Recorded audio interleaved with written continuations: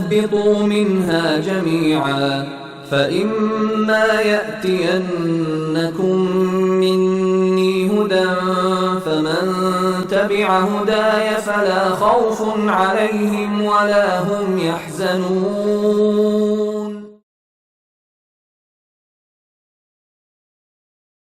ناظرین اکرام، السلام علیکم. میں ہوں شوکت آبدی. پیش خدمت ہے پروگرام دین کی ضرورت کیوں. ناظرین، جیسا کہ آپ جانتے ہیں کہ تنظیم المکاتب کے اسٹوڈیو سے ہم لگاتار اس ٹاپک کے اوپر حجت الاسلام والمسلمین عالی جناب مولانا سید صفی حیدر صاحب قبلہ سے تبادلہ خیال کر رہے ہیں، اور ہماری گفتگو اس موڑ پر آ چکی ہے کہ جس نے اس کائنات کو بنایا ہے اس کی ذمہ داری ہے کہ وہ قانون بنائے، اور دین اللہ کے قانون کا مجموعہ ہے، اور وہی شخص جو اللہ کے قانون کے اوپر عمل کر رہا ہے وہی دیندار ہے. اور دین کے نام پر جس طرح سے بہت سی برائیاں پھیلی ہیں وہ دراصل ادھر سے جو بھیجا گیا ہے اس دین کے اندر نہیں ہے، بلکہ لوگوں نے اپنے ذاتی مفاد کے لیے، اپنے لالچ کے لیے، اپنے وجہ سے، انسان نے جیسے ہر جگہ ملاوٹ کی ہے اس نے دین کے اندر بھی ملاوٹ کی اور دین کو بدنام کیا، اور خود بھی خسارے میں رہا اور اس نے پوری دنیا کو نقصان پہنچایا. جب اللہ کے دین پر عمل کرنے سے ہمیں سکون ملتا ہے، اللہ کے دین پر عمل کرنے سے ہم دنیا کو سکون دے سکتے ہیں. اگر ہم دیندار ہو جاتے ہیں تو ہم سے کسی کو کوئی نقصان نہیں پہنچتا. میں مولانا صاحب سے یہ گزارش کروں گا کہ برائے کرم وہ یہ بتائیں کہ آخر پھر سچے دین کی تلاش کے لیے ہم کو کیا کرنا ہے، کس طرح سے. جیسے انگریزی پڑھنی ہوتی ہے تو ہم اس کے لیے ایک ٹیچر کا انتخاب کرتے ہیں، وہ ہمیں اس کے بیسکس بتاتا ہے. تو آخر دین کو سمجھنے کے لیے ہمارے پاس کیا بیسکس ہیں؟ بسم اللہ الرحمن الرحیم. السلام علیکم. ایک بہت اہم موضوع ہے جس پر ہم لوگ بات کر رہے ہیں، اور یہ پورے عالم انسانی سے جڑا ہوا ہے. ہم دین کو لوگوں تک پہنچانا چاہتے ہیں، اور ہم یہ سمجھانے کی کوشش کر رہے ہیں کہ دنیا میں جتنے مسائل ہیں اور جن مشکلات سے انسانیت دوچار ہے اس کا حل خدا شناسی میں ہے، خدا کو ماننے میں ہے، اور اس کے تعلیمات پر عمل کرنے میں ہے. یہ اس لیے مشکل ہے کہ اس وقت دین کے نام پر جتنا خون بہایا جا رہا ہے، اور ہمیشہ یہ ہوا ہے، اور جو خدا کے منکر اور دین کے منکر ہیں انہوں نے اسی چیز کو سب سے بڑی دلیل بنایا ہے کہ دین نے تو ہمیشہ انسانیت کو تباہ کیا ہے، برباد کیا ہے. اگر آپ کہتے ہیں دین ہمارے امن کے لیے آیا تھا، ہماری زندگی کو پرسکون بنانے آیا تھا اور ہماری حفاظت کے لیے آیا تھا، تو یہ دین ہمارا دشمن کیوں بن گیا، ہمیں گلا کیوں کاٹ رہا ہے؟ میں اس سلسلے میں ایک بات عرض کرنا چاہتا ہوں. میں آپ سے پوچھتا ہوں کہ پانی کا کام کیا ہے؟ پانی کا کام ہماری جان بچانا ہے.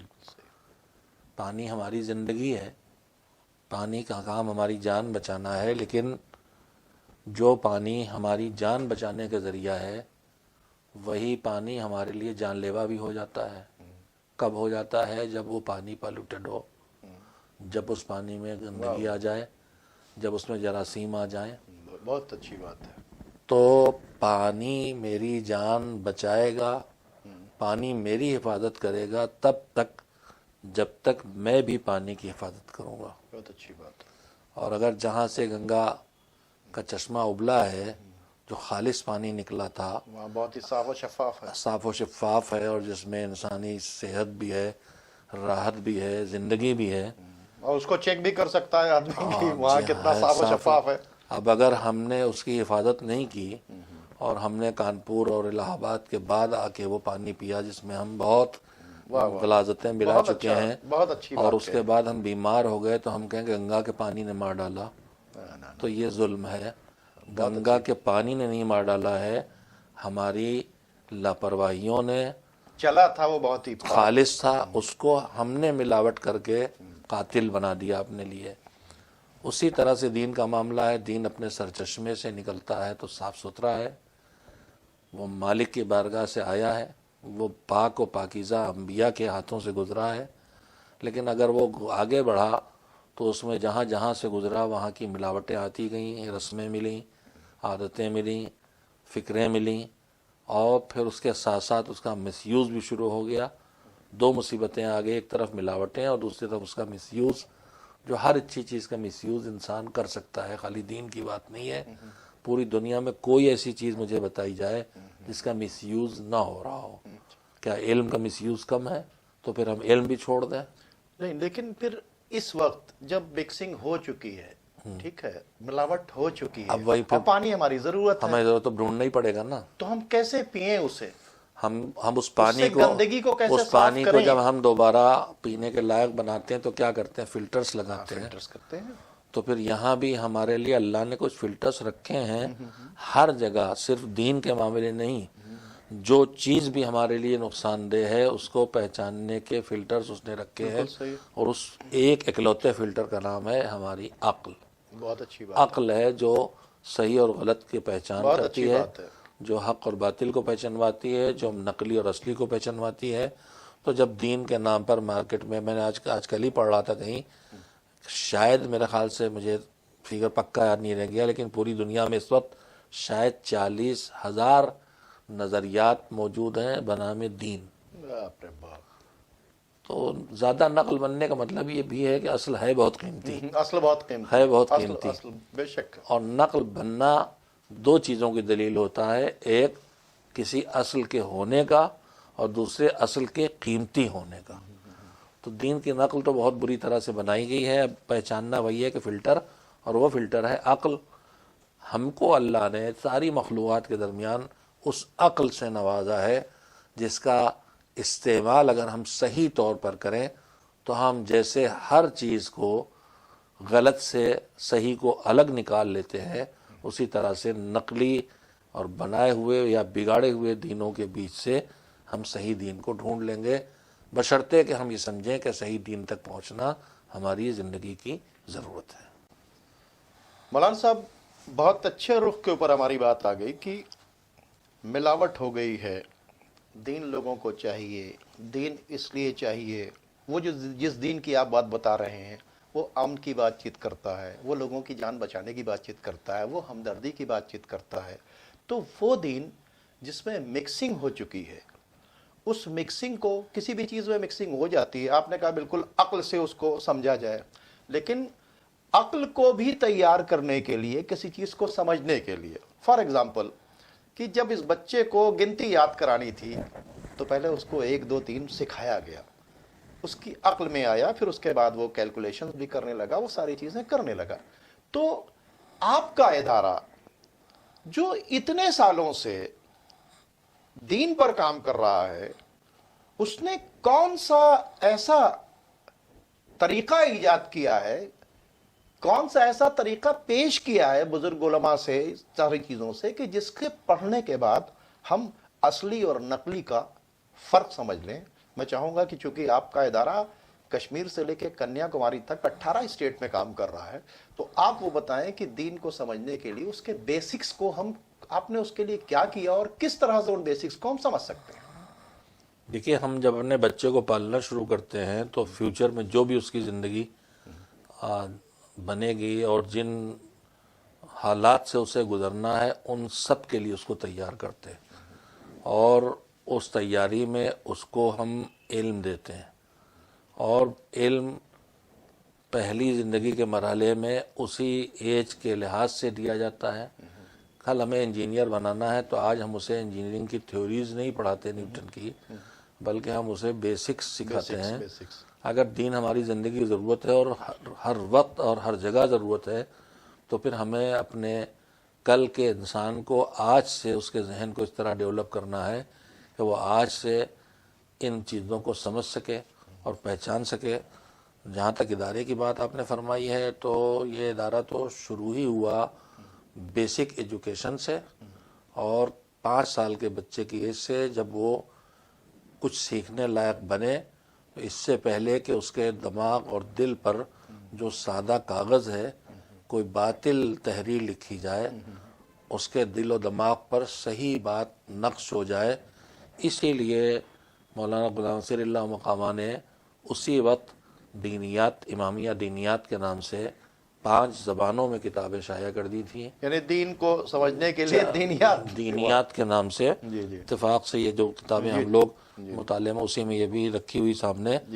میں مولانا غلام نصیر اللہ مقامہ جو ہمارے فاؤنڈر تھے، انہوں نے اس دینیات کو شروع کیا اور انہوں نے سب سے پہلے مثلا اصول دین یعنی دین کی جڑیں 5 ہیں: اول توحید، دوسرے عدل، تیسرے نبوت، چوتھے امامت، 5ویں قیامت سے شروع کیا. لا الہ الا اللہ سے شروع کیا کہ ایک ہے اور ایک ہے. محمد الرسول اللہ اس کی طرف سے انسانوں کی ہدایت کا انتظام ہے اور اب قیامت تک کے ہدایت کا ذمہ دار محمد اور اس کے بعد ان کے ولی اور وسیع علی ولی اللہ ہے. اصول دین تک جب آدمی آئے گا، اللہ کو مانے گا، اس کی عدالت کو مانے گا، نبوء امام کو مانے گا، تو فوراً اس جڑ سے شاخیں نکلیں گی اور اس کا نام ہے فروع دین. تو تنظیم الکاتب نے تو شروع سے بچوں کو راہ ہدایت دکھانے کے لیے وہ تمام بیسکس پہنچا دیے کہ جو پہلے دن سے بچے کے لیے دھیرے دھیرے اس کے دماغ کو جو دین کو سمجھانے کے لیے جی اس کے پہلے بیسکس کو سمجھایا. ٹھیک ہے جی. اور ان بیسکس کو سمجھا دیا اور اس کے لیے آپ نے تمام کتابیں نکالی جی تاکہ لوگ دین سمجھ سکیں کہ دین کیا ہے.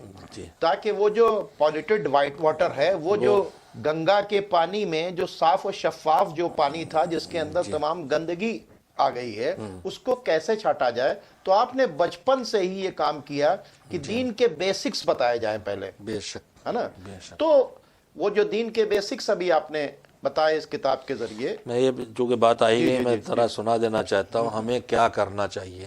یہ 6 سال کے بچے کو ہم بتا رہے ہیں اللہ کی عبادت کرنا چاہیے، رسول اور امام کی اطاعت کرنا چاہیے، ماں باپ کی خدمت کرنا چاہیے، بزرگوں کا ادب و احترام کرنا چاہیے، سب کو سلام، بچہ ہے چھوٹا، سب کو سلام کرنا چاہیے، استاد کی عزت کرنا چاہیے.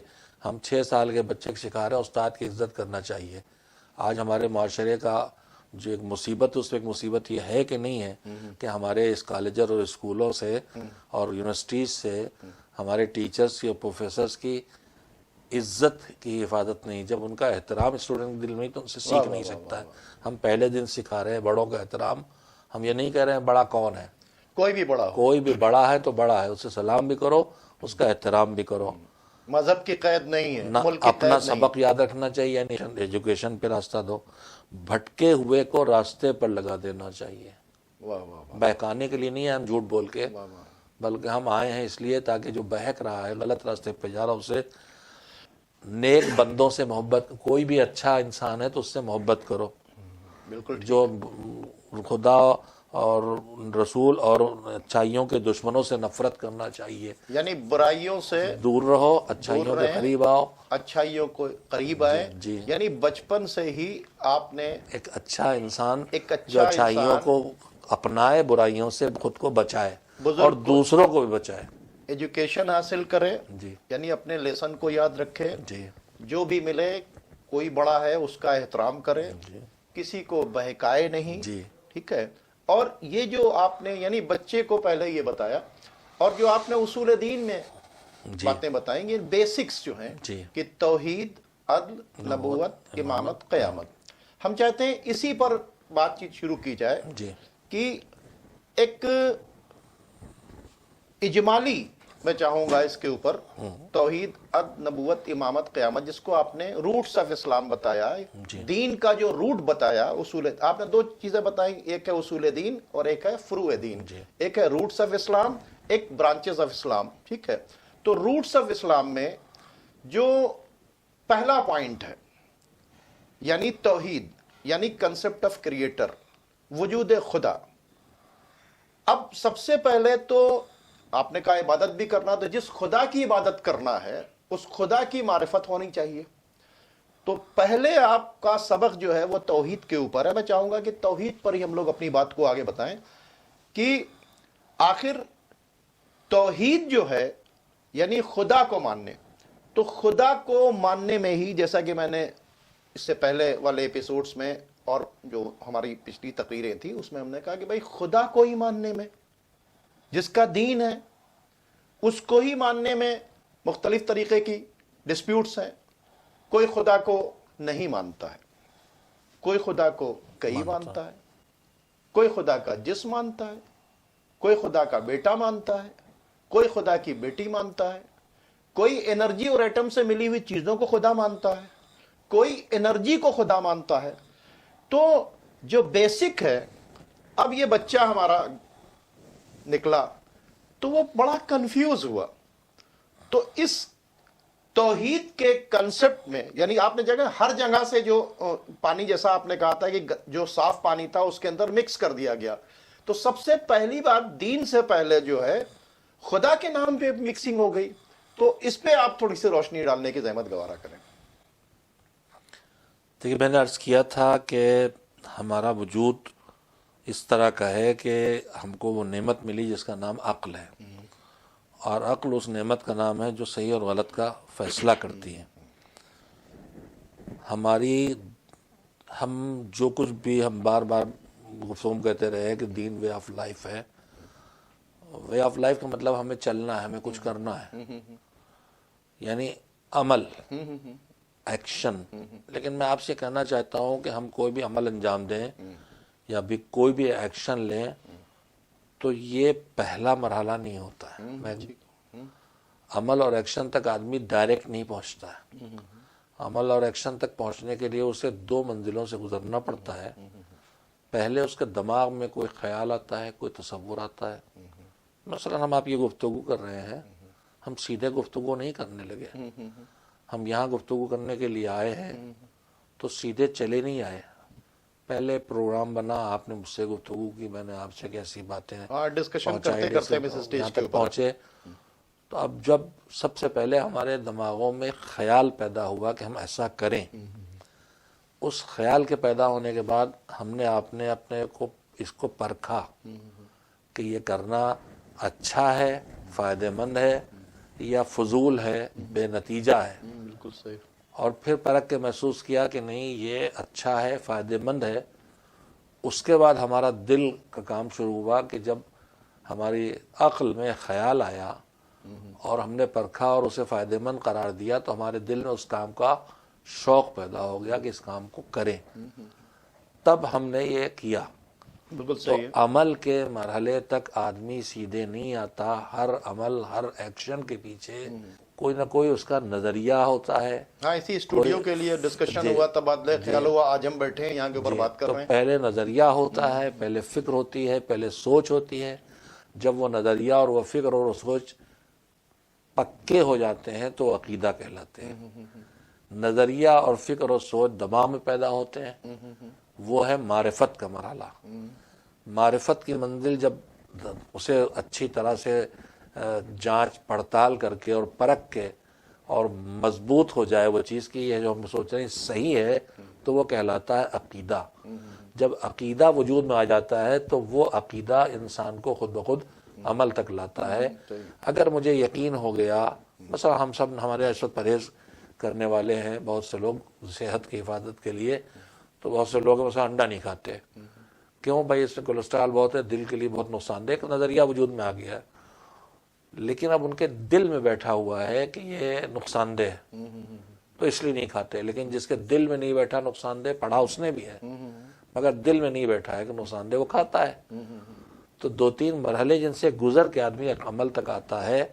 یہ پورا نظام زندگی, اس میں ہمیں کیا کرنا کیا نہیں کرنا, اس منزل عمل میں آنے کے لیے پہلے ہم یہاں نہیں آتے سیدھے, ہم اس سے پہلے شروع ہوتے ہیں اس سے کہ یہ ہم جو کر رہے ہیں یہ کس سوچ کا نتیجہ ہے.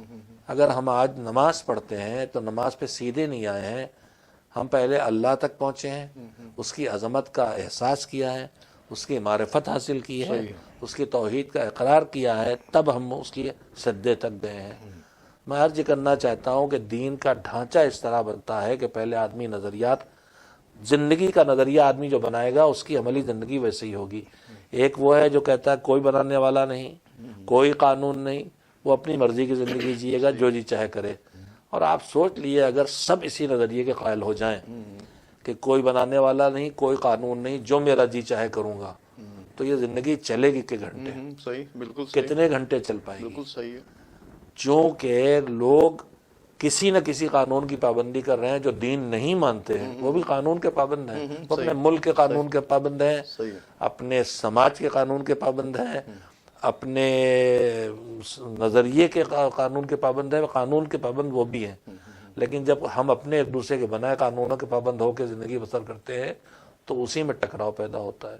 اگر ایک خدا کے بنائے قانون پابندی کریں تو وہاں ٹکراؤ نہیں ہوگا۔ تو ہماری سوچ شروع، اب آپ کہیں کہ دین شروع کہاں سے ہوتا، تو دین شروع یہاں سے ہوتا، آنکھیں کھول رہا ہوں، میری آنکھیں کھلی اور اللہ نے مجھے عقل دی ہے۔ اب جو یہ عقل ہے مجھے مجبور کرتی سوچنے پر کہ یہ جو سورج نکلا ہے یہ خود سے نکلتا ڈوبتا ہے یا کوئی اس کے پیچھے طاقت ہے؟ صحیح، یہ جو ہوا چل رہی خود سے چل رہی، کوئی چلانے والا ہے؟ یہ جو اتنی بڑی دنیا بنی ہوئی ہے میں بناؤں، خود سے بناؤں، کوئی بنانے والا ہے؟ یہیں سے عقل سوال کرتی ہے اور یہیں سے جواب لیتی ہے۔ اب جس کو جواب مل گیا کہ خود سے نہیں کوئی ہے، تو کوئی تک پہنچتا ہے، تو کوئی کیسا ہے؟ کوئی بنانے والا ایسا ہے جس کے پاس نالج نہ ہو، علم نہ ہو؟ جواب دے گا نہ، بہت نالج والا ہے۔ اچھا نالج ہے لیکن پاور نہیں کہ جو جانتا ہو کر سکے، تو پھر عقل کہتی نہیں بھائی خالی نالج کافی نہیں ہے، پاور بھی ضروری ہے، اقتدار تو قدرت والا ہے۔ پھر آگے بڑھتا ہے کہ وہ جو بنانے والا کرنے والا ہے وہ ہم سے محبت کرتا ہے یا دشمنی کرتا ہے، تو پھر دیکھتے ہیں کہ جو بنایا اور جو سسٹم چل رہا وہ ہمارے فیور میں ہے، تو پھر ہم پہنچتے ہیں کہ وہ ہم سے محبت کرتا اور عدالت والا ہے۔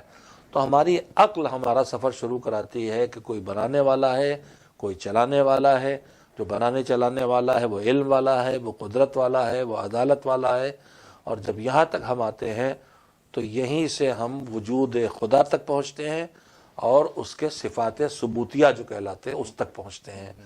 اور پھر وہیں سے ہم دیکھنا شروع کرتے ہیں کہ وہ جہاں وہ قدرت والا ہے تو پھر اس کی باڈی نہیں ہو سکتی، اس لیے کہ جس کے پاس باڈی ہے وہ دوسرے کا محتاج ہے، کہیں نہ کہیں اس کی قدرت ختم ہو جاتی ہے، دوسرے کا اختیار اس پہ آنے لگتا ہے۔ تو پھر وہاں سے اس کو صفات سلبیہ کہتے ہیں، جس میں وہ کسی میں سما نہیں سکتا، اس کے اندر کوئی نہیں جا سکتا، اس کے رہنے کی کوئی جگہ نہیں، اس کے رہنے کی جگہ ہوگی اس کا محتاج ہوگا، اور محتاج ہوگا تو پھر وہ دوسروں کا محتاج ہو گیا، پھر اب یہ وہ نہیں رہا خدا، وہ خدا ہو گیا جس کا محتاج ہے، وہ اس کا محتاج ہے۔ تو یہیں سے ہم اپنے مالک کو پہچاننا شروع کرتے ہیں کہ کون سے کمالات والا ہے اور کون سی کمزوریاں اس میں نہیں ہیں۔ تو اگر ایک ایک پوائنٹ پر ہم لوگ آگے بڑھیں جی تو وہ زیادہ بہتر ہوگا۔ بے شک۔ پہلے ہم لے لیتے ہیں وہ لوگ جو خدا کو نہیں مانتے، جی ٹھیک ہے، ان پر پہلے بات چیت کریں گے، پھر ہم لوگ بات کریں گے کئی مانے، پھر آگے چلیں گے بیٹا مانے، لیکن سب سے پہلے وہ لوگ جو اسے مانتے ہی نہیں ہیں اسے کیوں مانے، پوائنٹ نمبر یہ۔ جی اور اس کو انہوں نے کب سے ماننا شروع کیا؟ کیونکہ نسل انسانی جو ہے وہ کوئی آج سے تو شروع نہیں ہوئی، نسل انسانی آدم اور حوا سے شروع ہوئی، ٹھیک ہے۔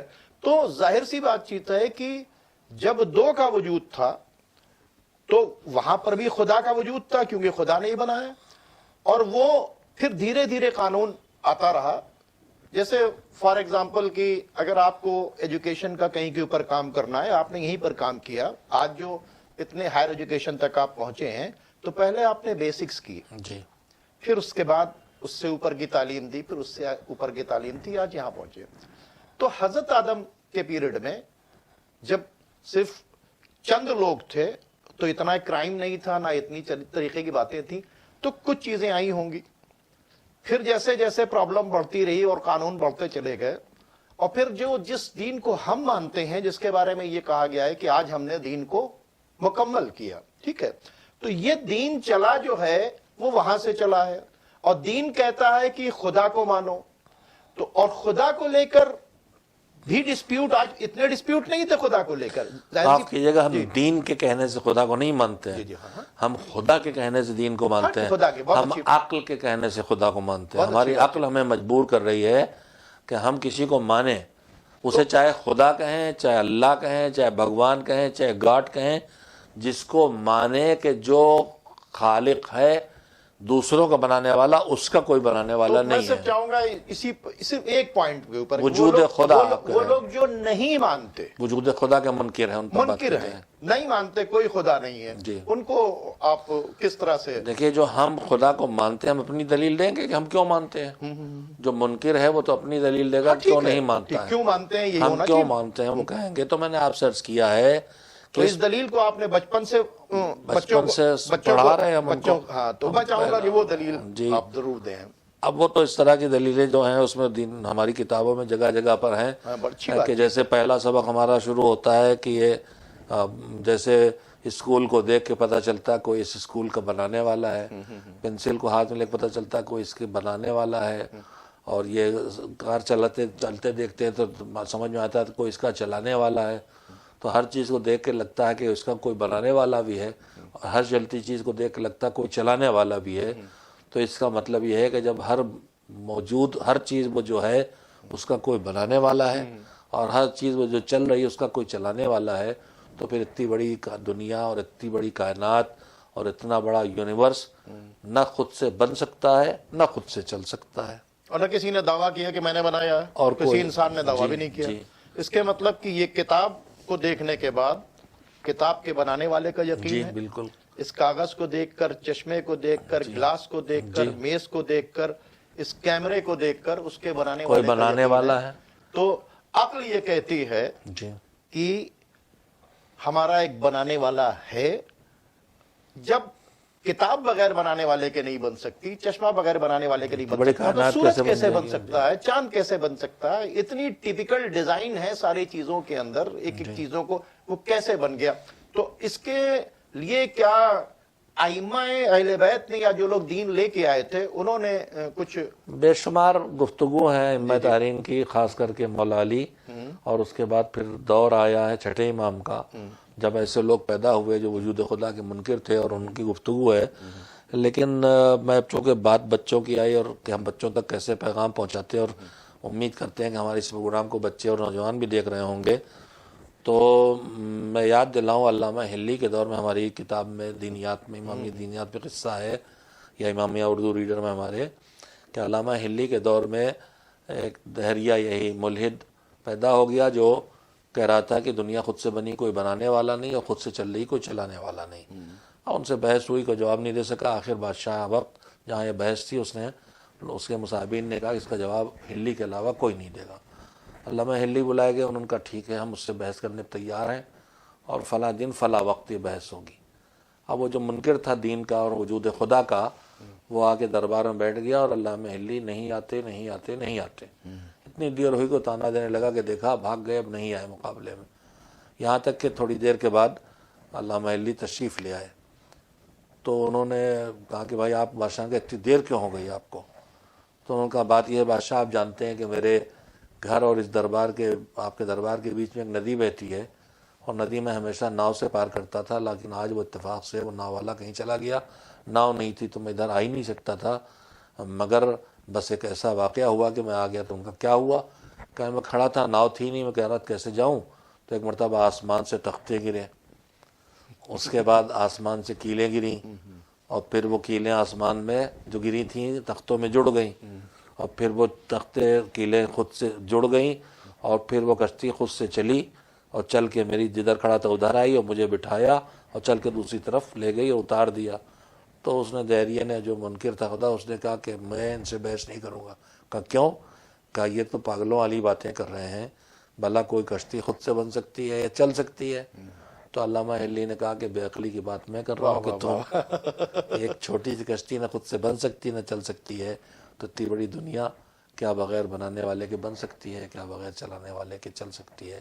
دیکھیے عقل کے مطابق جو ہے ناظرین، کتنے بہتر طریقے سے بہت سے جوابات کچھ مختلف انداز سے دیے جاتے ہیں. جیسے علامہ ہلی نے جب اس سے سوال کیا کہ ایسے سے ایسا ہو گیا تو اس نے خود ایکسپٹ کر لیا کہ ایسا نہیں ہو سکتا. پاگلوں کی بات, یہ پاگلوں کی بات. ایسی باتیں وہی کر سکتے ہیں جو دیوانے ہوں. ناظرین چونکہ اب ہمارا وقت ختم ہو رہا ہے اس لیے ہم آپ سے اجازت لیتے ہیں. انشاءاللہ اس گفتگو کو ہم اگلے ایپیسوڈ میں کنٹینیو کریں گے. اب آپ ہمیں اور مولانا صاحب کو اجازت دیجیے. خدا حافظ.